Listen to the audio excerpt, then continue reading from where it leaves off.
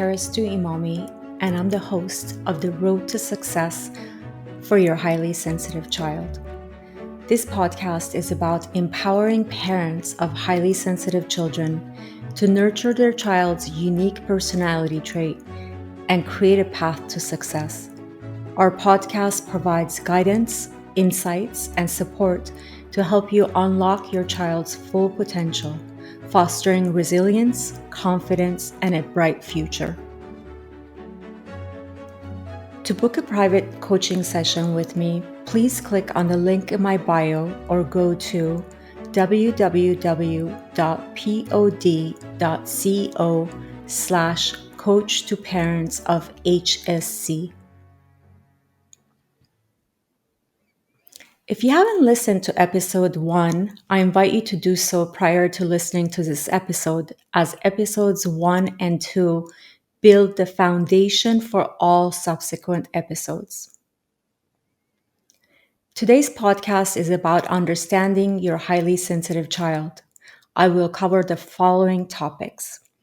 What are some characteristics of a highly sensitive child? What are some challenges that parents of highly sensitive children might face? And I will give you some food for thought towards the end. So let's get into it. Here are some characteristics of a highly sensitive child. Highly sensitive children are more attuned to sensory stimuli. They may be particularly sensitive to bright lights, loud sounds, strong odors, and rough textures. This heightened sensory sensitivity can lead to overstimulation in certain environments. For me, I was sensitive, or I am sensitive to all four. I'm sensitive to bright lights, loud sounds, strong odors, and rough textures. I know that if I'm with a friend who is not a highly sensitive person, I will hear something and I would make a comment about how loud it is. And she would say, "Oh, it's not loud for me at all." And I actually did some research, and it's actually proven that highly sensitive children tend to hear at a much higher decibel points than a non-highly sensitive child. This is if they have sensitivity to loudness, by the way. For me, same thing went with strong odors. I could smell something miles away. And whoever I was with would be like, "I don't smell it. What are you talking about?" And I could smell it like it was right in front of me. And then, of course, rough textures. Oh my God, rough textures like wool. Oh my God, when I was little, wool would actually cause me to break out. Lucky for me, I learned very quickly to ask my parents for, clothing that are on the softer side. And then when I became an adult, everything I buy is really soft and cozy. And, if it doesn't feel good to the touch, I won't buy it.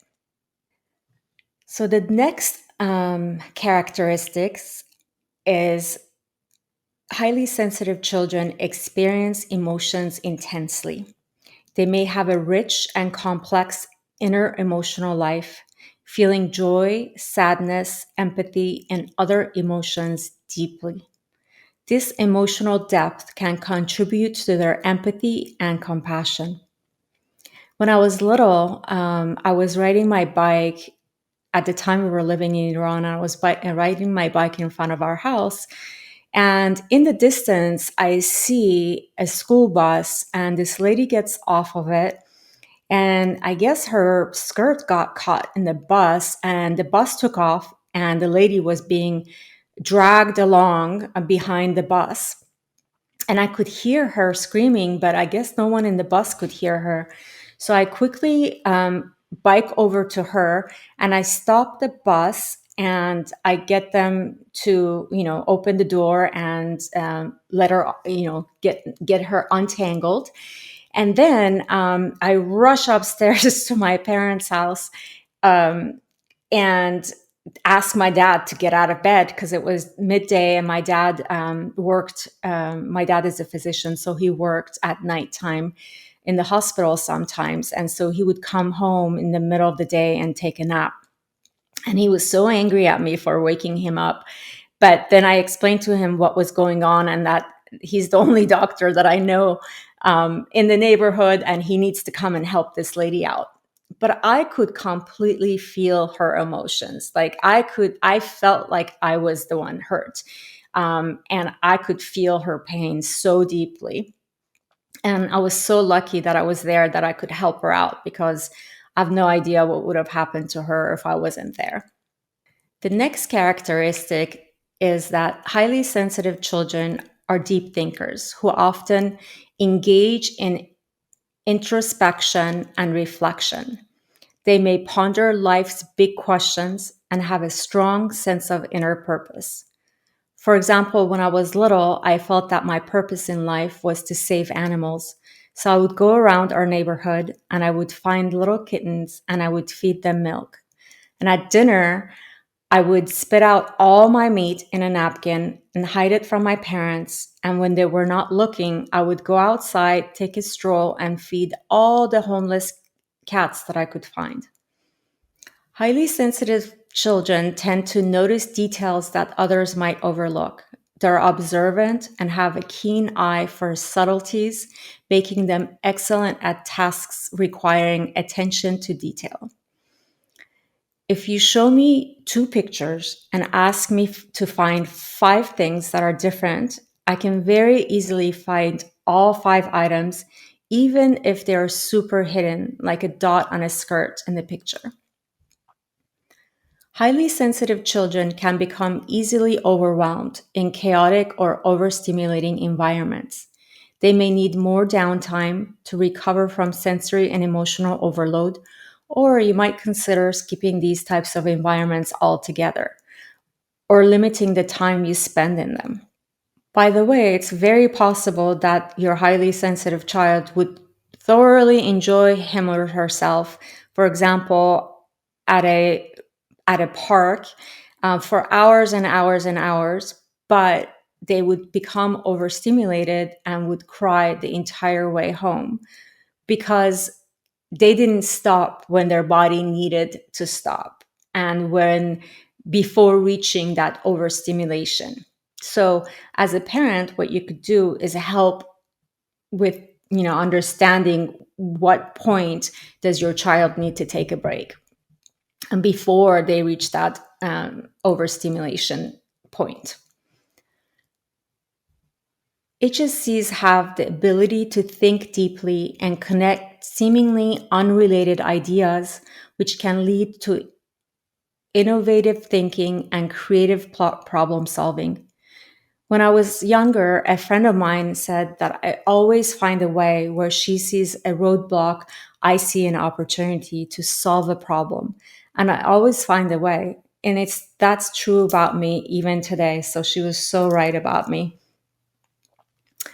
HSCs are often excellent listeners and provide a safe space for others to share their thoughts and feelings. HSCs tend to offer support and understanding in their relationships. Adults tend to share with HSCs things that they really shouldn't be sharing with them, like the pain of going through a divorce. Because they feel heard and can sense the empathy and compassion that the HSC provides. As a parent, you need to be protecting your child whenever possible and step in and let the adult know that the topic is not age appropriate. HSCs may be conflict averse and prefer to maintain harmonious relationships. They may feel emotionally distressed when faced with conflicts and criticism. I recommend that you don't criticize your highly sensitive child because they're already their own worst critic. And instead of criticizing, talk about their strengths and then suggest areas where they could perhaps do things differently. To the degree possible, try to give your feedback in a form of a suggestion, and then ask them what they think. HSCs often find a strong sense of fairness and justice. HSCs may be prone to overthinking and worry, especially in response to stressful situations. It's a good idea to teach them some coping mechanisms like deep breathing or closing their eyes for a few minutes. Believe it or not, closing your eyes for a few minutes as a highly sensitive person, it really helps just to calm your nerves and to reset your body. HSCs may experience physical symptoms such as headaches, muscle tension, or stomach issues in response to stress or emotional turmoil. I remember when my niece was little, I took her to Finding Nemo, and I think she was around 3 years old. And right after the scene where the mom dies, Nemo's mom dies, my niece turns to me and says, "Amme, you gotta take me home. I'm not feeling well." And I thought to myself, but the movie just got started. And I said, "Oh, Alexa, the movie just got started. Don't you want to watch it?" And she's like, "No, no, I want to go home." And I was so dumbfounded because at the time I didn't know anything about highly sensitive children. And I just thought that Alexa is making this up. So I waited a little bit longer and she kept persisting. So we just got up and left the movie theater. And of course, I didn't know what she could take and couldn't take. So I had to call her parents to find out whether I should go and get her some medication from the drugstore. But I remember that she got a stomach ache right after that scene. And when I look back at it now that I know about highly sensitive children, I realize, oh my God, thankfully, I didn't wait too long to take her out of the theater, despite the fact that I didn't have the knowledge that I have today. I guess it's your human intuition that kicks in. So, highly sensitive children are very conscientious. They want to do what is right and they want to follow rules. So I remember one of my clients, um, her child was able to take like a stuffed animal with her to school as long as the stuffed animal would fit in her backpack. And of course, her very favorite stuffed animal was a tiny bit bigger than her backpack. And so she told her mom she wants to take this, but she can't because it doesn't fit in her backpack. And so her mom was like, "Oh, don't worry about it. I'm sure the school will be okay with it because it's not that much bigger. So you should be okay." So they apparently argued back and forth about how this is not possible because this is against the rules and we're not following the rules. But my client was able to convince her daughter to go ahead and try. And she did. And of course, the school let her take her stuffed animal and she was extremely happy. But just know that if your highly sensitive child wants to follow the rules and they're very conscientious about things, this is the reason. Highly sensitive children are concerned about doing a good job. They want to get things right, and if they make a mistake, they're very harsh on themselves.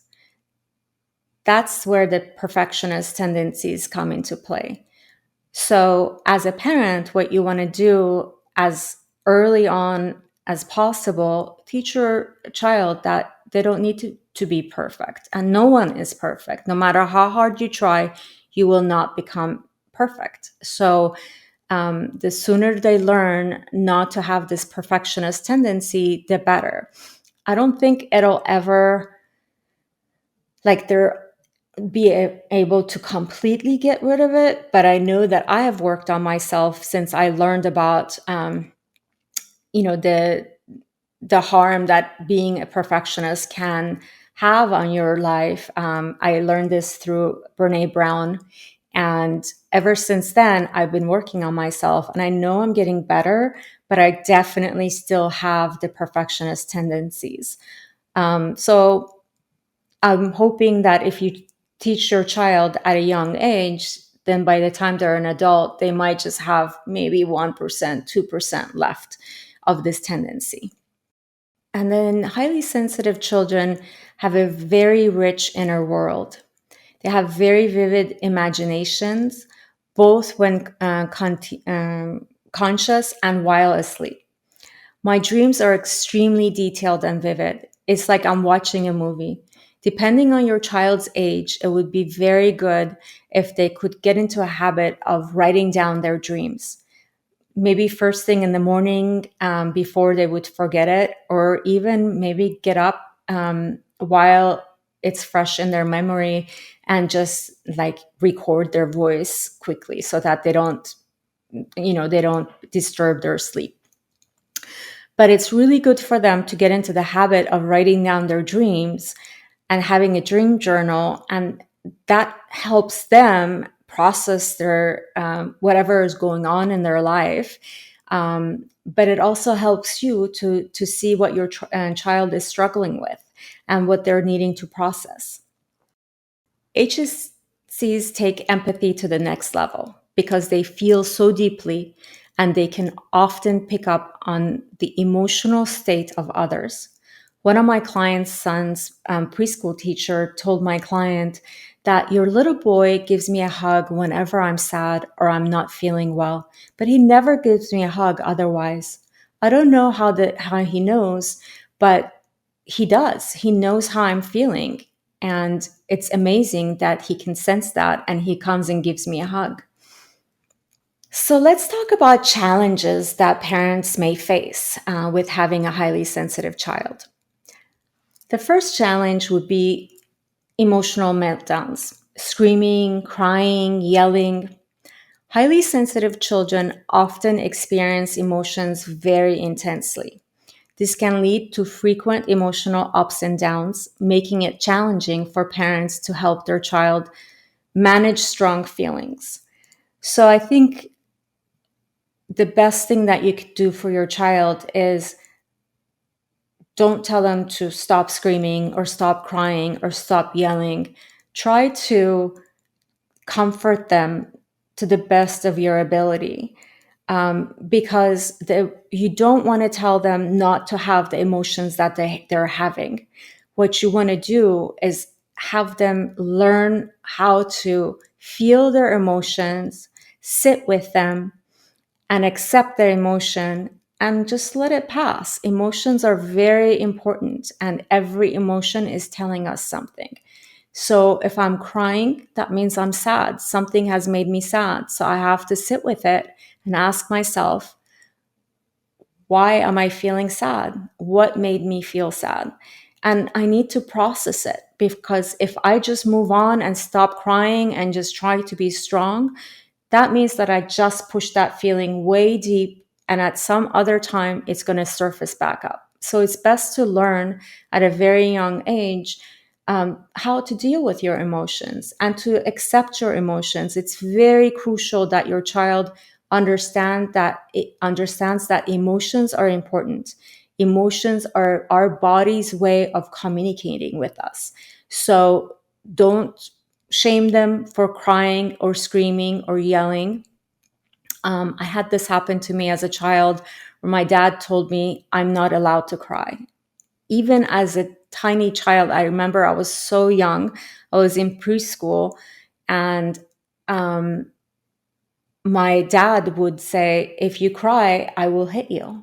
And so I was so scared because my dad was pretty big guy compared to the little body that I had at that age. And I was terrified of him and I didn't want to be hit by him. So I learned not to cry. And um, it really damaged me. And I had to work very, very, many, many years before I was able to really understand what my emotions are about and what they're telling me and how to process them. And so I highly recommend that you start that early with your child. Another challenge might be that your child may be overstimulated. There, Highly sensitive children tend to be more easily overwhelmed by sensory inputs such as loud noises, bright lights, or crowded environments. Parents must be mindful of creating a calm and nurturing environment for their child.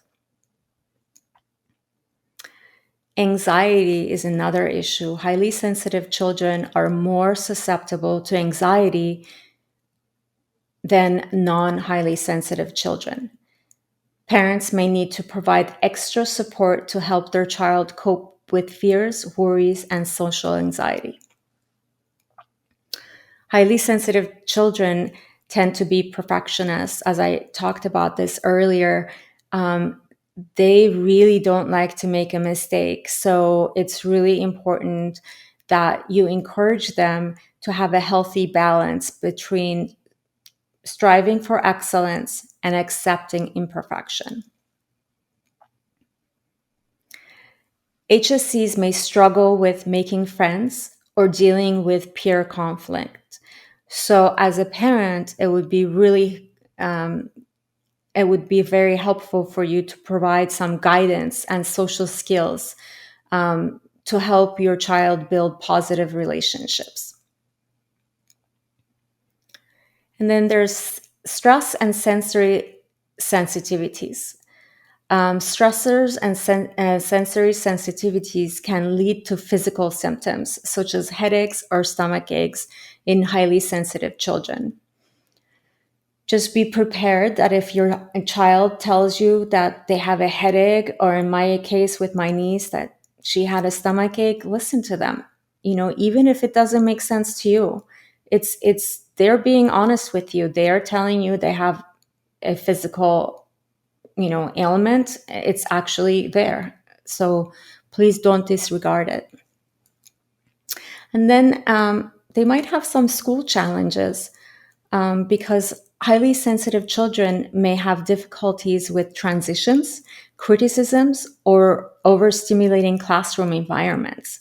So you may need to work closely with the teachers of your child to create a supportive educational experience. So let's get into some food for thought. Parental self-care is so important. I highly encourage you to take the time that you need to do some self-care, whether that is getting a massage or going for a workout, going for a run, whatever it is that you need. This is the concept of put on your mask before you help your child with it on an airplane kind of thing. So raising a highly sensitive child can be emotional, draining, and demanding on parents. So please take the time to self-care, and it's really important. It is not being selfish. Self-care does not equate being selfish.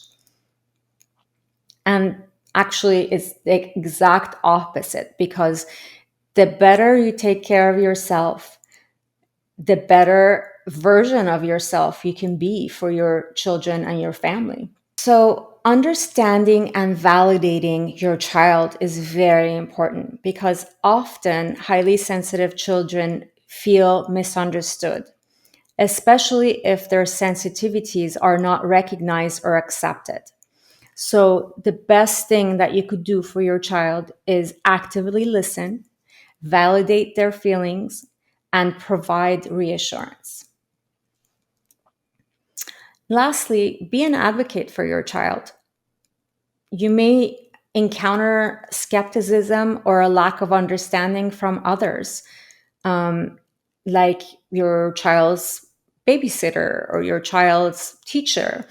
So make sure that you advocate for your child, and make sure that the people that are close to your child, like a teacher, babysitter, caregiver, really understands this personality trait in your child, and make sure that they don't ever say anything negative about this personality trait, because you want to make sure that you paint this personality trait in a positive light. Because I will get into this in many other episodes, but there are so many amazing things strengths and positive traits or that your child has as being a highly sensitive child.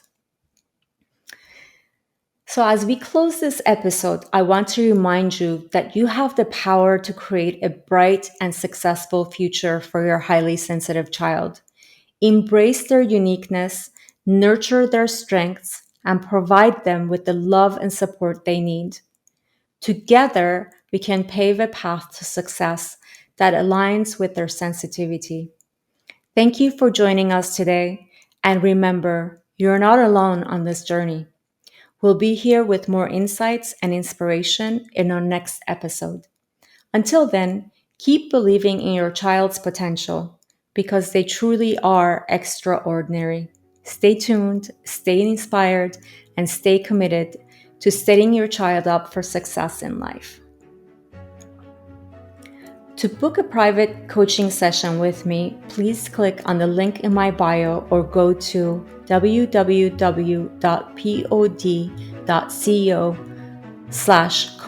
to parents of HSC, all one word.